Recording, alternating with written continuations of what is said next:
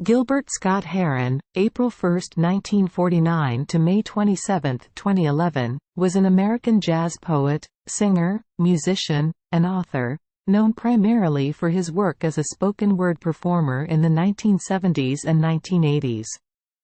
His collaborative efforts with musician Brian Jackson featured a musical fusion of jazz, blues, and soul, as well as lyrical content concerning social and political issues of the time, delivered in both rapping and melismatic vocal styles by Scott-Heron. He referred to himself as a bluesologist, his own term for a scientist who is concerned with the origin of the blues.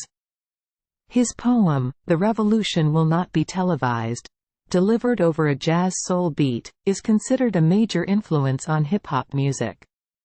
His music, most notably on the albums Pieces of a Man and Winter in America in the early 1970s, influenced and foreshadowed later African American music genres such as hip-hop and neo-soul. His recording work received much critical acclaim, especially for "The Revolution Will Not Be Televised." AllMusic's John Bush called him one of the most important progenitors of rap music, stating that his aggressive, no-nonsense street poetry inspired a legion of intelligent rappers, while his engaging songwriting skills placed him square in the R&B charts later in his career. Scott-Heron remained active until his death, and in 2010 released his first new album in 16 years, entitled I'm New Here. A memoir he had been working on for years up to the time of his death, The Last Holiday, was published posthumously in January 2012. Scott-Heron received a posthumous Grammy Lifetime Achievement Award in 2012. He also is included in the exhibits at the National Museum of African American History and Culture, NMAAHC, that officially opened on September 24, 2016, on the National Mall, and in an NMAAHC publication, Dream a World Anew.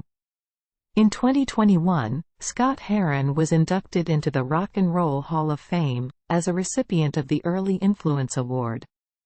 Gil Scott-Heron was born in Chicago.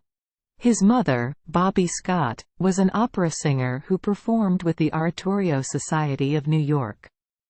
His father, Gil Heron, nicknamed the Black Arrow, was a Jamaican footballer who in the 1950s became the first black man to play for Celtic FC in Glasgow, Scotland.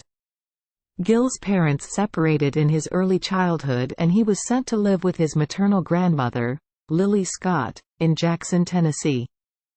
When Scott-Heron was 12 years old, his grandmother died and he returned to live with his mother in the Bronx in New York City. He enrolled at DeWitt Clinton High School but later transferred to the Fieldston School, after impressing the head of the English department with some of his writings and earning a full scholarship. As one of 5 black students at the prestigious school, Scott-Heron was faced with alienation and a significant socioeconomic gap. During his admissions interview at Fieldston, an administrator asked him, "How would you feel if you see one of your classmates go by in a limousine while you're walking up the hill from the subway?" And he said, "Same way as you.